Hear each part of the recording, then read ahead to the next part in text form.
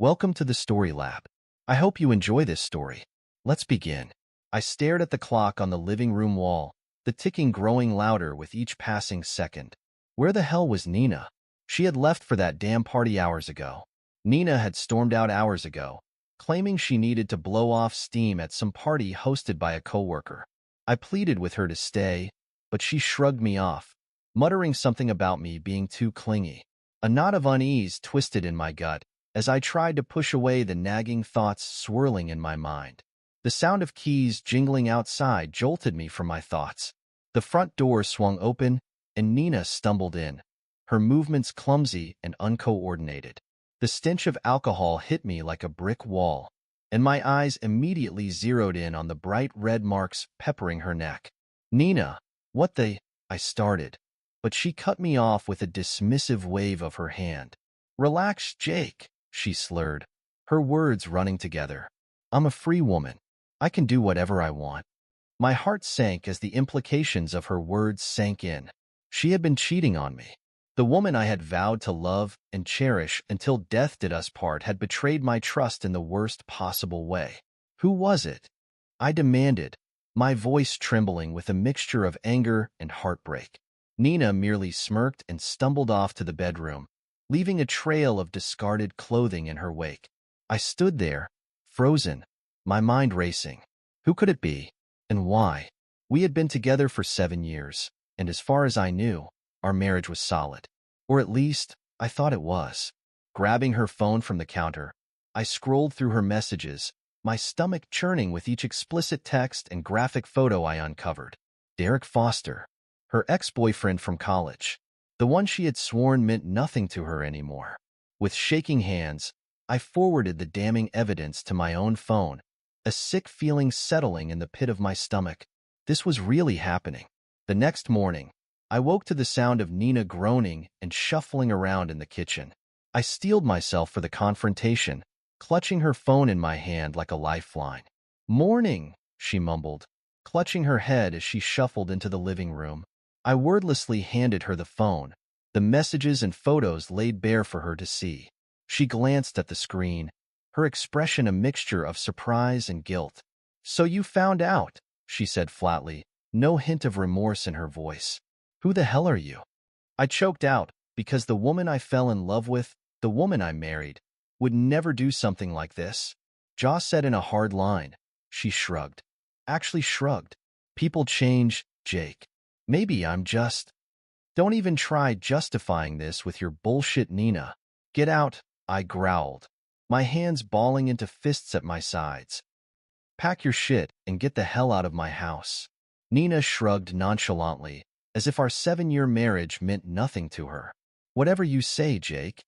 She turned and headed back to the bedroom, leaving me alone in the living room, my world crumbling around me. 2 hours later, she emerged with a suitcase in hand, not even bothering to meet my gaze as she walked out the front door and out of my life. I sat on the couch, my head in my hands, trying to make sense of the past week. The divorce papers sat on the coffee table in front of me, a stark reminder of the new reality I found myself in. A knock at the door jolted me from my thoughts. Frowning, I stood and made my way to the entryway, peering through the peephole. Rachel Thompson, my ex-girlfriend from college, stood on the other side, a confused expression on her face. "Rachel?" I said, pulling open the door. "What are you doing here?" "Nina called me," she explained, her brow furrowing. "She said you needed my help urgently." Anger bubbled within me. Of course Nina was behind this, forcing an encounter with my ex as some kind of twisted retaliation. "Look, there's been a misunderstanding," I began. But the words died on my lips as a figure brushed past Rachel on the front step, his face contorted with rage. Rachel's husband, Lucas. "Look, it's not what you think," Rachel started, but he cut her off with a dismissive wave of his hand. "Don't give me that bullshit," he spat, rounding on me. "You're having an affair with my wife, you son of a bitch." No. Rachel's eyes widened with panic, shooting me an imploring look. "No, of course not. This is all just a big misunderstanding." "What?" "No, it's not true. My protests were drowned out by the sound of a familiar cackle from behind Lucas. Nina stepped into view, her phone raised and recording the whole scene. "Smile for the camera, darling," she sneered, her eyes glinting with malice. "This is going to make for some great evidence when we go to court." Nina's expression was one of pure delight, eagerly lapping up the chaos she'd orchestrated. "Lucas, wait." I took a step forward, hand outstretched in futility. His head whipped around, eyes blazing with unbridled hatred. "You keep your lying mouth shut," he snarled, venom dripping from each syllable. "This isn't over," Lucas spat, jabbing a thick finger in my direction. "Not by a long shot." Despite my desperate pleas, Lucas wasn't having any of it. He grabbed Rachel by the arm and dragged her back to their car, leaving me standing on the porch, dumbfounded and utterly betrayed. My eyes meeting Nina's. "What the hell was that?" I growled through clenched teeth. She offered a serene smile, utterly unfazed. "Just having a bit of fun, love. Payback for your indiscretions." My hands balled into white-knuckled fists. "You deranged bitch, I never cheated on you." A derisive chuckle bubbled past her lips. "Save the innocent act, Jake. We both know you're far from it." With a deft flick of her thumb, she pocketed her phone, chin upturned in a sickening display of smug arrogance. "I've got all the proof I need right here." She patted her jacket, lips curved in a poisonous smile. "Just wait until everyone sees what a lying, cheating bastard you really are." Nina's laughter echoed in my ears as she turned and sauntered away. Just like that, the woman I once loved had transformed into the cruelest, most vindictive adversary I'd ever faced. The weeks that followed were a blur of anger and despair. Nina's betrayal cut deeper than any wound I'd ever experienced, and the thought of her with that smug bastard Derek made my blood boil. As I sat at my desk, staring blankly at the computer screen, a sudden realization hit me. Nina had always prided herself on her high-paying job at the marketing firm, constantly flaunting her success and lavish lifestyle. But the truth was, I had been the one to help her land that coveted position in the first place. A sly grin spread across my face as an idea began to take shape. If she wanted to play dirty, I'd show her just how low I could sink. I pulled up the incriminating videos I had squirreled away, evidence of Nina's gross negligence and lack of professionalism during meetings and work hours. Footage of her scrolling through social media, chatting with friends, and even hiring freelancers to do her job for her. "This ought to teach you a lesson," I muttered, attaching the files to an email along with the explicit photos and texts from her sordid affair. With a few keystrokes, the damning evidence was sent directly to Nina's boss and the Human Resources Department. I leaned back in my chair, a sense of grim satisfaction washing over me. 2 days later, my phone rang. It was Nina, her voice frantic and laced with panic. "Jake, please, you have to help me," she begged. "They fired me. They saw the videos and the proof of the affair, and they terminated my contract on the spot." I couldn't help but chuckle at the desperation in her tone. "Looks like the tables have turned, sweetheart. Enjoy your newfound freedom."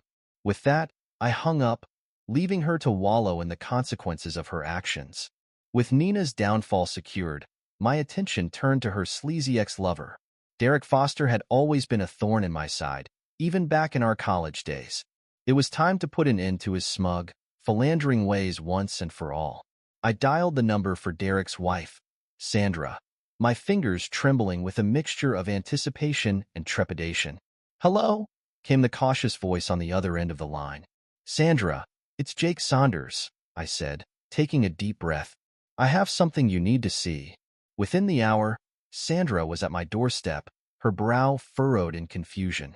I wasted no time in showing her the explicit texts and photos exchanged between Nina and Derek, her expression morphing from bewilderment to fury with each damning piece of evidence.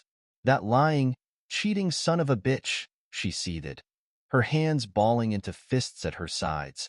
From there, events spiraled out of control. Sandra filed for divorce, dragging Derek's name through the mud in the most public and humiliating way possible. Accusations of domestic abuse and violence soon followed, leading to Derek's termination from his high-profile job and a lengthy court battle. In the end, Derek lost everything. his reputation, his assets, even custody of his children. As I watched him slink away from the courthouse, a broken and disgraced shell of his former self, I couldn't help but feel a twisted sense of satisfaction. With her career in tatters and her lover's life in ruins, Nina was left utterly alone and ostracized. I made sure to send proof of her infidelity to every member of her family and social circle, ensuring that she had nowhere left to turn. At first, she tried to plead her case, bombarding me with frantic phone calls and messages, begging for forgiveness and a second chance.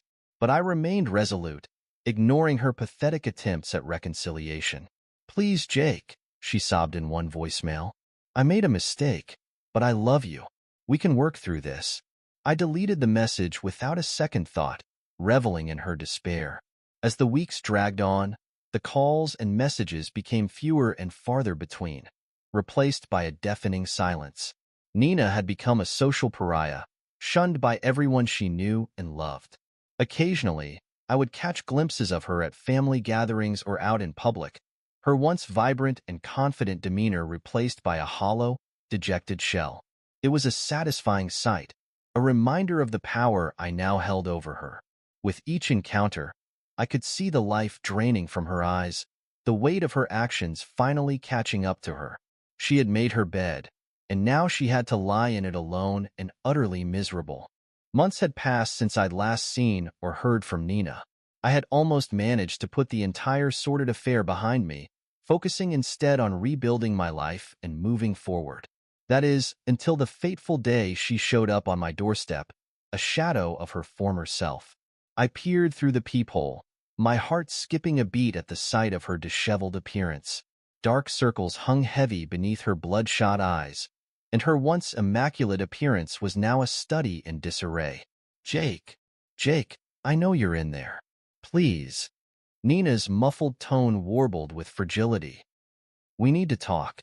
Against my better judgment, I pulled open the door, steeling myself for whatever pathetic excuse or plea for forgiveness she was about to unleash. "What do you want?" I rasped, hating the way my tone faltered. When she spoke, her voice was scarcely above a broken whisper. I messed up, Jake. I messed up so damn bad. Save it, Nina. Your words mean less than nothing to me now." "Jake," she croaked, her voice little more than a hoarse whisper. I made a terrible mistake." "You think?" I scoffed, crossing my arms over my chest. "Derek left me," she continued, her bottom lip trembling. "He took everything, the house, the money, everything. I have nothing left. I'm alone," she whispered, raking a hand through her lifeless hair, completely alone. "My family, my friends, my whole damn life is gone." I couldn't help but let out a derisive chuckle at the irony of her situation. Well, well, well. Looks like the tables have turned, sweetheart. "Please, Jake," she begged, tears streaming down her face. "Give me another chance. I'll make it up to you, I swear." I studied her for a long moment, reveling in the sight of her broken and pathetic form.